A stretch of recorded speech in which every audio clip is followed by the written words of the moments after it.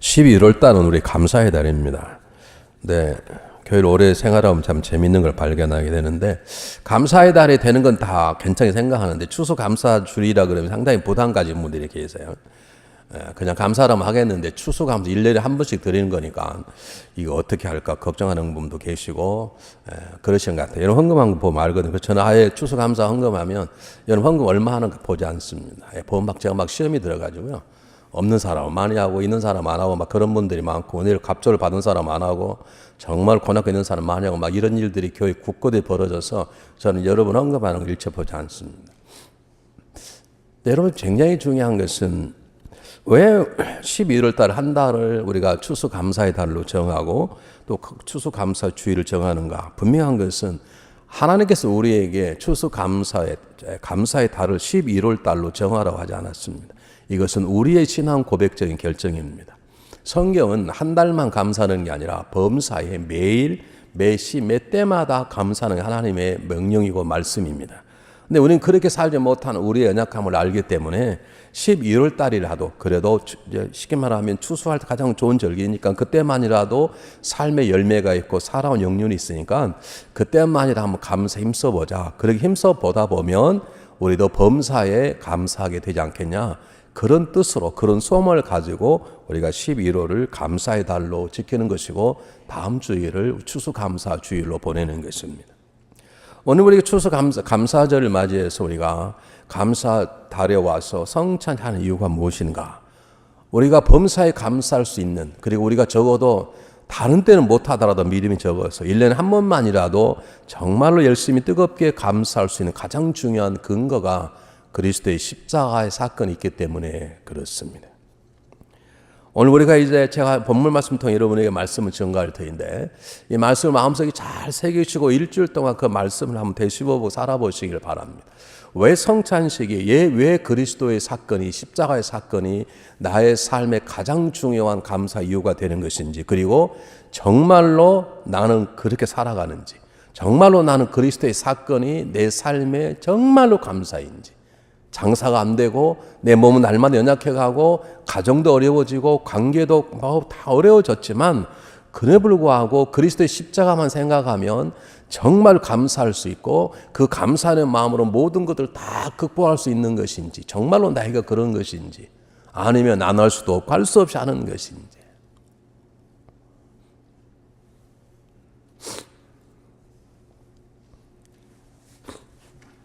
자, 오늘 본문 제가 다시 한번 읽어볼게요. 굉장히 중요한 본문이고 이것만 해도 사실 몇 시간 해야 될 것인데, 하물며 영원하신 성령으로 말미암아 흠없는 자기를 하나님께 드린 그리스도의 피가 어찌 너희 양심으로 죽은 행실에서 깨끗하게 하고 그랬습니다. 그리스도의 피가 죄 없이 우리를 대신해서 우리의 죄를 대신 지시고 죽으셨던 그리스도의 피가 우리를 모든 죄에서 깨끗하게 하신다는 것은 그냥 단순히 그냥 용서한다, 깨끗하게 하는 게 아니라 우리의 모든 죄악의 크고 작음, 그 죄악의 질 높고 낮음과 관계없이 우리 향한 하나님의 용서하심이 어마어마하게 크다는 것을 뜻하는 것입니다. 그리스도의 십자가의 사건은 어떤 죄악도, 모든 사람의 죄악도 감당할 만한 우리 향한 하나님의 엄청난 용서하심의 크기를 말하고 있는 것입니다. 여러분, 그 무엇으로도 지을 수 없는 우리의 죄악들, 그것 때문에 죄책감, 수치심, 아파하고 살아가는 우리들 마음속에 있는 모든 지난 과거의 죄, 그리고 또 오늘도 범할 수 있는 죄, 그리고 언젠가 또 범하게 될 그날의 모든 죄를 다 합친 것보다도 그리스도의 사건이 분명 하나님의 용서하심은 훨씬 크다는 사실을 여러분이 떡과 잔을 먹고 마시면서 경험하시기를 바랍니다. 나뿐만 아니라 우리 교회 속 안에 우리 교회뿐만 이 70억 인구의 모든 죄를 다 합쳐놓아도 우리를 용서하시는 그 하나님의 용서하심에 비하면 아무것도 아닌 것입니다. 하나님의 용서하심 어마어마하게 큰 것입니다. 하나님의 그 용서하심의 크심을 통해서 행악자였고 살인자였던 사도 바울의 죄를 넉넉하게 용서하셨습니다. 여러분 잘 아시는 것처럼 사도 바울은 스데반의 순교자를 순교시킬 때의 주동자였고, 그리고 수많은 사람들을 잡아다가 남녀노소를 잡아다가 옥에 가두었던 저 그리스도와 같은 사람입니다. 그런데 하나님이 그를 품으셨습니다. 이 사도 바울은 그 하나님의 용서하심의 큰 크기를 알았어요. 알았기 때문에 그런 수치심이나 열등감이나 죄책감 살리지 않고 그래 나는 과거 행악자였다 어떨래? 그러면서 그런 뻔뻔하게 자기의 과거를 자랑하는 게 아니라 그 모든 자기의 과거에 대해서 자유할 수 있었고 자유했기 때문에 그는 그에게 맡겨진 중요한 사명을 끝까지 감당할 수 있었습니다. 저와 여러분 이곳에 와 있는 이유가 무엇인 줄 아십니까? 우리를 용서하시는 그분의 크신 용서하심 때문입니다. 여러분 다윗은 어떤 사람입니까? 하나님 그를 어떻게 세우셨습니까? 그가 목동이었습니다. 하나님 그를 기름 부으시고 위대한 하나님의 왕으로 세워주셨습니다. 그가 이기겠습니까? 그가 골리앗을 죽였습니까? 하나님 다 죽도록 만들고 어마어마한 땅을 차지하고 높여주었는데 그가 할 일이 없다고 밧세바와 죄를 점합니까? 그 사람이 한 번 그렇다 그럴 수 있습니다. 그런데 어떻게 그 남편을 죽입니까? 이런 나쁜 사람이 어디가 있습니까? 그런데 하나님은 말할 수 없는 크신 용서하심으로 다윗의 모든 죄를 다 용서하시고 정결케 하십니다. 그리고 다윗을 그 용서하심으로 나의 마음에 합한 자라는 자리에 앉히기까지 다윗을 용서하십니다. 제가 지지난주에 함께 우리가 보았던 것처럼 누가복음 7장에 나오는 자기 몸을 팔아 죄를 저질렀던 한 여인이 주님 앞에 나와 눈물로 예수님의 발을 씻고 머리털로 예수님의 발을 닦아드리고 향유를 부었다는 것은 하나님의 용서하심의 크기가 얼마나 큰가를 말해주고 있는 것입니다. 여러분 기억하십시오. 하나님 앞에 용서받지 못할 죄는 없습니다. 하나님 용서할 수 없는 죄악도 없습니다. 내가 그것만큼 용서 못하겠다. 내가 그 사람만큼 용서할 수 없어. 여러분 하나님은 그러지 않아요. 우리는 그렇게 살아가지만 하나님은 그러하지 않으십니다. 여러분 모든 죄책감과 수치심과 열등감에서 자유하시길 바랍니다. 그러므로 떡과자를 먹고 마실 때 감사함으로 먹고 마시길 바랍니다. 그리고 그러므로 우리도 용서하지 못할 사람이 없으시기를 바랍니다. 자, 여러분이 몇 번 말씀드린 건 용서가 아니에요. 그래 내가 용서해 주지. 내가 이번에 용서하는데 다음부터는 그러지 마. 그건 용서함이 아닙니다. 내가 용서해 주지. 그 대신 우리 만나지 말자고. 그건 용서가 아닙니다. 주님께는 우리 그렇게 대하지 않았습니다. 우리 안에 이 믿음의 확신이 없으니까 열등감에 잡히고 열등 가지고 손도 논문을 쓰고 소설을 쓰고 그것 때문에 관계가 다 멀어지고 깨지고 그러는 것이죠. 여러분 우리는 죄를 짓습니다. 이미 많이 지어왔습니다. 앞으로 짓게 될 것입니다. 그러나 그분의 십자가 보인 용서함이 크신 모든 것들 다 품을 만한 크신 것이기 때문에 이 시간 그 믿음으로 떡과 잔을 감사하는 마음으로 드시길 바랍니다. 두 번째는 오늘 성경 본문이 뭐라고 우리에게 얘기하고 있냐면 다시 한번 잘 보세요.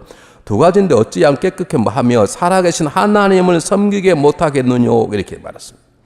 우리가 그리스도의 십자가를 바라볼 때마다 하나님께 감사하고 또 감사하는 이유가 뭐냐면 그분은 우리를 깨끗게 하실 뿐만 아니라 깨끗하게 한 우리가 하나님을 섬기는 자가 될 수 있도록 하는 능력도 십자가의 사건 속에 담겨져 있고 우리가 하나님을 섬기도록 인도하시는 그분의 능력이 어떤 것보다 크다는 것입니다. 다시 말하면 우리 하나님의 자녀가 되면 이런 말씀 잘 알아들으기 바랍니다. 고난의 길에 들었습니다. 집사가 되고 권사가 되고 장로 되고 목사가 되면 좋다고 생각하는데 여러분 그는 고난의 길에 들어서는 거예요. 왜냐하면 세상 것들이 가만두지 않습니다. 우리를 빼앗겨버린 사단이 가만두지 않습니다. 세상의 풍조 속에서 목사로 살아가는 게 얼마나 힘든 줄 아십니까? 우리가 장로로 얼마나 힘든 줄 아십니까? 만약 여러분 전 힘들지 않다면 죄송해요. 여러분 잘못 살아가는 것입니다. 내가 장로인데 세상이 너무 편하다. 여러분 장롱이지 장로가 아닙니다.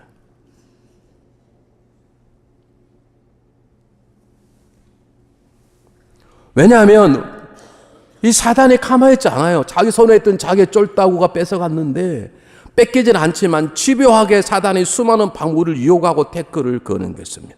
뿐만 아닙니다. 세상의 풍조가 우리 얼마나 덤벼드는지 모릅니다. 그렇게 안 살아도 돼. 요즘은 세상이 바꿔졌어. 복음을 뭐 그대로 해석할 거야. 요즘 새롭게 바꿔져야 되는 것이지. 얼마나 많은 것들이 우리의 성경적인 지식을 유혹하고 넘어뜨려 하는지 모릅니다. 뿐만 아닙니다. 내 안에 내 옛사람의 성품이 지금도 나인 것처럼 그림자처럼 날 다니면 내를 태클합니다.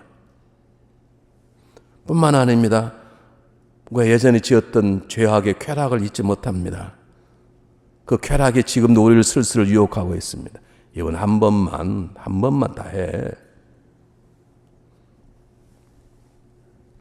그런데 우리가 감사하는 것은 내가 변해서 능력이 있어서가 아니라 그런 나의 모든 것들을 하시고 나를 지키시는 그분의 능력이 워낙 크기 때문에 우리는 넘어지지 않습니다. 쓰러지지 않을 것입니다. 사단의 유혹에 공격에 거꾸르지 않을 것입니다. 옛사람의 쾌락이 준 쾌락 속에 넘어지지 않을 것입니다. 왜냐하면 그분의 크신 능력 때문에 그렇습니다. 여러분 베드로를 아시지 않습니까? 베드로는 변절자입니다. 도망자입니다. 겁쟁입니다. 예수님을 2번씩 부인하고 3번째 저주했던 아주 연약한 자입니다. 근데 그가 어떻게 순교의 길을 용기 있게 갑니까? 제가 지난 유럽을 갔을 때 비가 와서 다른 다 구경하지 못했는데 이제 베드로 기념교회는 아닌데 뭐라 그러나 잊어버렸어요. 어떤 교회냐면 여러분 잘 아시는 것처럼 베드로가 로마에 들어왔다가 죽을 것 같으니까 되돌아서 도망가는데 도망가는 현장에 주님이 나타났답니다. 물론 성경에 나온 얘기는 아니지만 주님께서 나타나는 예수님께서 베드로가 예수님께 주님 어디로 가시나이까? 코바데스 도민에 여러분 얘기 영화도 있잖아요. 근데 예수님 아무 말도 안 하시고 예루살렘으로 들어가시는 것입니다. 그걸 보고 베드로가 주님 그렇습니다 하고 다시 들어갔다는 거예요. 그 장소에 교회가 세워져서 조그만하더라고요. 근데 놀라운 것은 거기에 2가지가 있었는데 하나는 그 돌아섰던 인도했던 주님의 발자국이라는 발자국이 바위에 하나 있고 그걸 이렇게 손 못 대게 쇠로 해가지고 있고요. 또 하나는 큰 벽화가 그려져 있는데 벽화에 까꾸로 십자가 달린 머리를 밑으로 하고 죽은 베드로의 순교의 그림이 그려졌었습니다. 베드로가 그렇게 죽었다 그러죠. 나를 어떻게 이렇게 박습 십자가에 못 박습니까? 우리 주님이 십자가에 똑바로 나 같은 죄인은 까꾸로 박으십시오. 그래서 베드로는 까꾸로 바위돌이 박혀 죽었다고 그러잖아요. 모르겠습니다. 전에 내놓은 얘기지만 어쨌든 어떻게 이렇게 베드로가 변할 수 있습니까? 베드로의 능력입니까? 베드로의 힘입니까? 베드로의 결심입니까? 아닙니다. 베드로를 지키시고 베드로 하여금 그 모든 유혹과 두려움을 이기게 하시는 하나님의 능력인 것입니다. 그 능력이 나타난 것이 십자가의 사건이십니다. 여러분이 사도 바울을 압니다. 모든 걸 푼토처럼 버렸던 사람입니다. 모든 걸 푼토처럼 버렸던 사람인데 한 번도 편안할 날이 없습니다. 질병이 떠나지 않습니다. 자기를 죽일 악한 자들이 자기를 놓지 않습니다. 어제 한 선교사의 간증을 듣는데 최고의 실력자고 간 이식 수술의 전문가인 한 의사가 한국분이 수많은 대학병원에서 오라고 다 초청을 받았는데 그걸 거절하고 하나님 뜻이 있어서 아프리카 선교사로 갔어요. 그럼 하나님 복을 주셔야 되지 않겠습니까?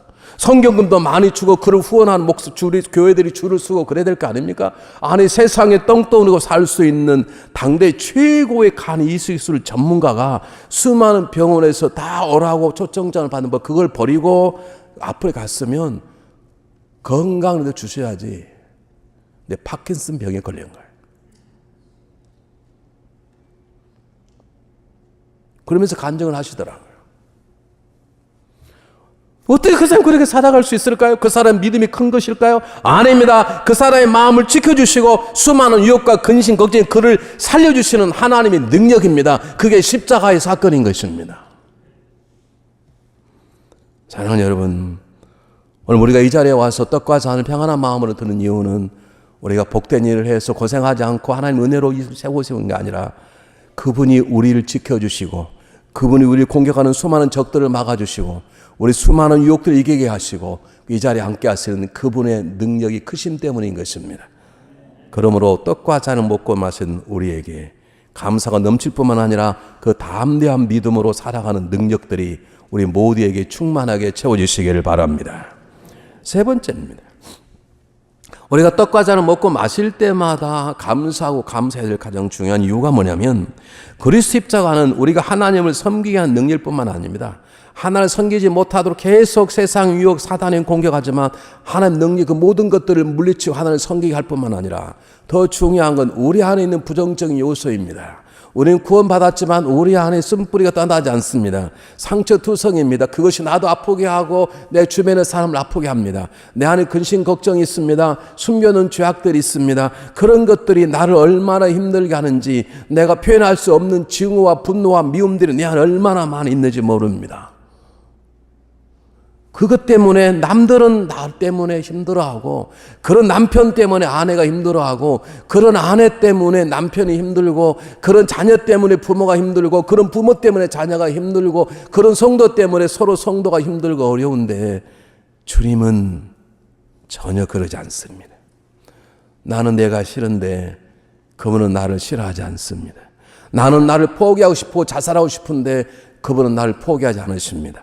찾아오셔서 그분은 우리 아픈 마음을 깊은 가슴에 품어주시고 우리 모든 것들을 치유해 주십니다. 우리 쓴뿌리를 건져내 주십니다. 상한 마음을 다스려 주십니다. 우리 다시 못했던 증오와 분노가 사랑과 감사로 바꾸도록 그분이 보여주십니다. 그것이 십자가의 사건인 것입니다.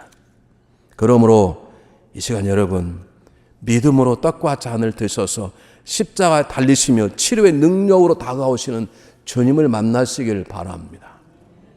요한복음 4장에 보면 여러분 수가성녀이라 합니다.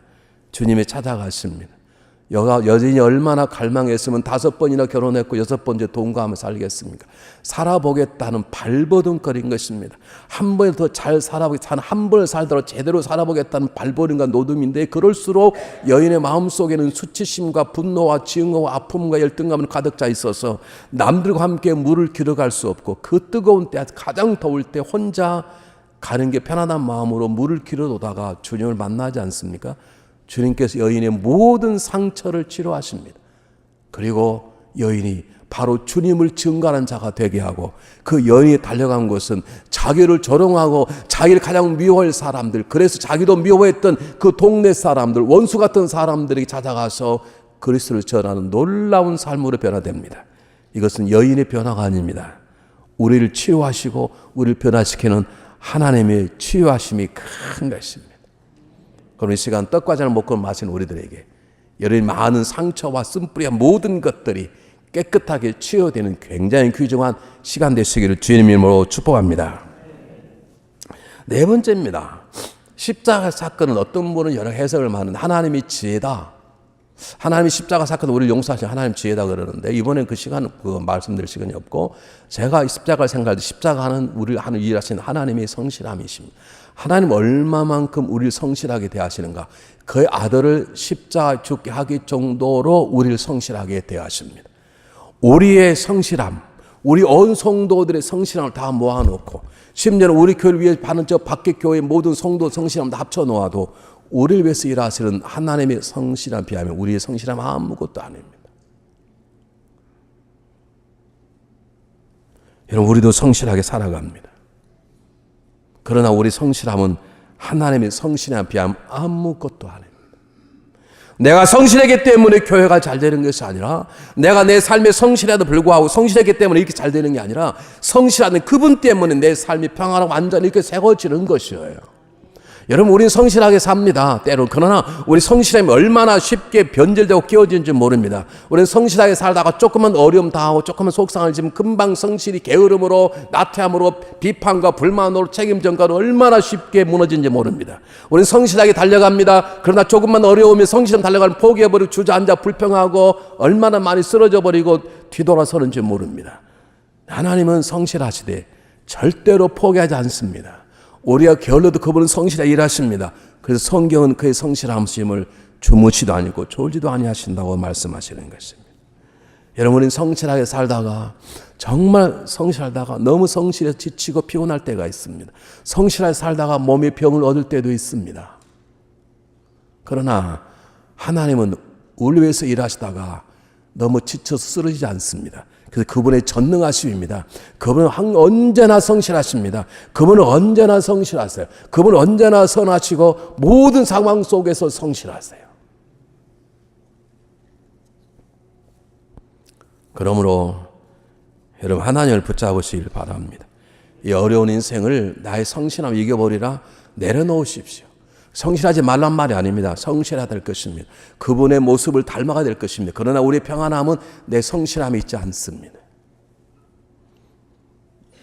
제 말씀 드려 죄송한데 전 예전에 성경을 보면 푹 빠지면 철야로 성경을 본 적이 있습니다.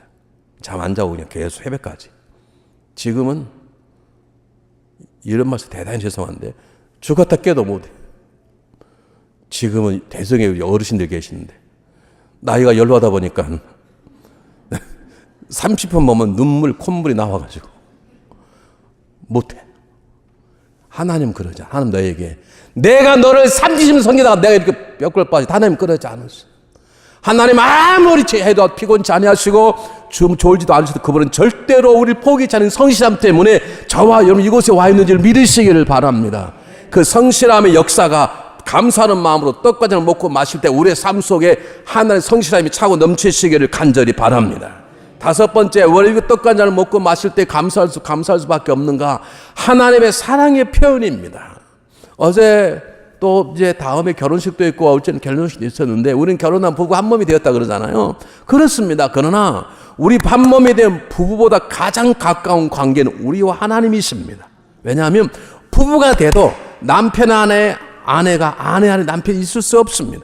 내 배를 째고 난 자녀라도 내가 자녀 안에 자녀가 내 안에 있을 수 없습니다.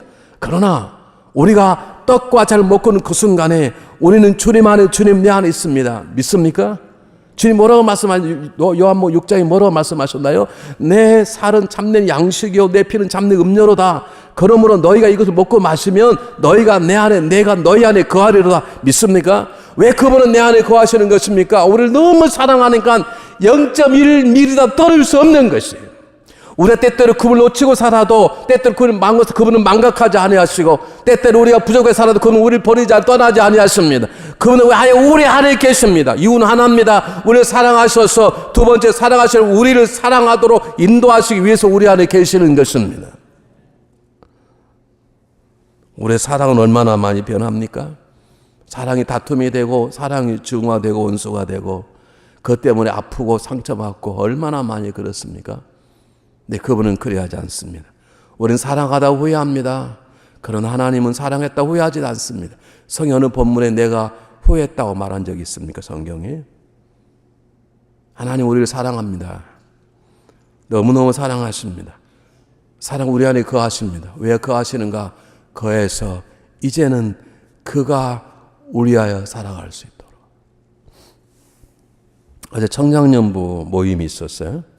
한 30명 모여서 훈련 12시까지 했는데 저는 이제 말씀만 전가하고 돌아왔습니다만 제가 청장년부들에게 이렇게 얘기를 했어요. 누가복음 6장에 있는 말씀을 가지고 주님께서 주여 주 하면서 왜 너희는 내 말에 순종하지 않냐. 그러면서 내 말에 순종한 자의 삶을 보이라 말씀한 내 말에 순종하면 반석의 집을 지은 자가 왔다. 그런 말씀을 하셨어요. 여러분 주여란 말은 영어로 많이 로드란 말이지만 풀어서 해석하면 주님이 제 주인이십니다. 그 말입니다. 그 말은 내 생명, 내 물질, 모든 그 소유권이 주님 것입니다. 그 말이고요. 두 번째는 내가 행하는 모든 결정권, 뭘 할 것인가, 결혼할 건가, 말 건가, 집을 살 건가, 말 건가, 모든 것들이 결정권이 그분에게 있습니다. 그 뜻입니다. 왜 하나님은 왜 그렇게 하기를 원하시는가? 이유는 하나입니다.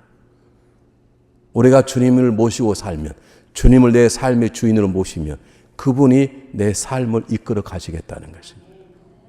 여러분 구원받아도 주님을 내 삶의 주인을 모시지 않고 적당히 살아갈 수 있습니다. 그러면 여러분의 영역은 여러분의 영역밖에 안 돼요. 여러분의 삶은 여러분의 능력밖에 안 돼요. 여러분의 능력은 갈수록 소멸돼요. 여성분들의 간절한 꿈이 예뻐지는 게 아닙니까? 죄송해요. 이런 소망이 없는 말씀을 전하게 돼서 아무리 몸부림치고 별짓을 다 해도 27이 넘으면 우리 세포는 늙어가게 돼 있어요. 오래 사는 건 좀 늘었어요. 늙어가는 속도는 늦출 수 있는데 27, 30 되면 세포는 반드시 늙어가요. 죄송해요. 소망이 없어요. 내 능력도 기억력도 그래요. 저는 죄송해요. 저는 암기 왕이었습니다. 저는 책을 읽으면 다 외워졌어요. 지금 안 돼요. 잘 안 돼요. 하나님 우리 연약함을 아는 거. 왜 너는 너희 능력으로 살고자 하느냐. 내가 살아가면 너 안에 거하니 너희가 내 안에 거하라. 그러면 내가 나의 능력으로 너희 살게 하겠다 이 말입니다. 왜 나의 능력으로 가정을 이끌려고 그럽니까? 내 가족이 그분의 것이 되면 그분이 이끌 것입니다. 내 집이 내 집이 하나님의 집이 되면 하나님이 하나님 집을 책임질 것입니다. 주님이 직접 보여주는 게 이것입니다. 주님이 뭐라고 말씀하십니까? 여러분, 요한복음 6장 57절에 살아계신 아버지께 나를 보내시면 내가 아버지 나에 사는 것처럼 나를 먹는 사람 나로 인하여 살리라. 이게 아버지의 소원입니다. 내가 너희와 함께하며 너희 안에 거하며 내가 너희를 위하여 살아가겠다. 그 삶을 나에게 맡겨라. 그렇게 말하는 것입니다. 이 시간 믿음으로 떡과 잔을 정말 감사하는 마음으로 누가 나를 위해서 살아주겠다는 사람이 누가 있습니까? 있습니까? 여러분 아내가 여러분 대신 죽을 수 있을까요? 여러분 남편 대신 죽을 수 있습니까? 누가 나 같은 사람 대신 살아주겠다 그랬나? 누가 그러겠습니까? 생각해. 나도 내 마음이 안 드는데 누가 쉬어라. 다 무거운 짐 내가 다 내리고 오라. 내가 쉬게 하리라. 그리고 내가 일하마. 그런 사람이 주변에 누가 있습니까? 그런데 주님이 말씀하시는 것입니다. 내가 너희 안에 거했다. 내가 너희 안에 있다. 그러므로 바통을 나에게 맡겨라. 너희 모든 소 있고 열쇠를 나한테 맡겨라. 내가 책임질 것이고 인도할 것이고 내가 널 업고 갈 것이니라. 그래서 그분은 우리 안에 와 계시는 것입니다. 이것이 하나님의 사랑의 방법입니다. 감사라는 영어 땡크는 생각이라는 땡크에서 왔다고 그럽니다. 그러므로 생각하지 않으면 감사할 수 없어요. 생각하지 않은 사람은 감사를 헤아려 봐야 되는데 여러분 시편 150편을 보면 150편 중에 감사시가 제일 많은데요. 그 감사시가 쓰여진 환경은 놀라운 거예요. 가장 어려울 때 감사를 드렸어요. 그게 무슨 말이냐면 감사를 드리니까 하나님의 감동이 돼가지고 어려움을 바꿔줘 그런 뜻이 아니라 어려운 환경 이겨나가는 가장 중요한 마음이 감사. 어려울 때 감사를 헤아려 보는 것이에요. 그 감사는 마음이 내 믿음을 드러내게 하고 하나님을 다시 보게 하는 놀라운 삶의 지혜인 것입니다. 일주일 동안 한번 하나님의 은혜를 헤아려 보시기를 바랍니다. 여러분 아내 남편의 은혜를 헤아려 보시기를 바랍니다. 제가 목회자이지만 목회자 공격만 하지 마시고 우리 목사님들, 전도사님들 수고를 한번 감사해 생각해 보시기 바랍니다. 그리고 감사는 표현하는 것입니다. 하나님께도 표현해 보시고 주변의 사람에게 자네 당신 때문에 정말로 감사합니다. 감사를 한번 표현해 보시기를 바랍니다. 오늘 시간 주님의 살과 피를 먹고 마시는 우리에게 하나에 대한 감사, 이웃에 대한 감사, 아내에 대한 감사, 남편에 대한 감사, 자녀에 대한 감사, 이 감사가 넘쳐나기를 주의 이름으로 축복합니다. 기도하겠습니다.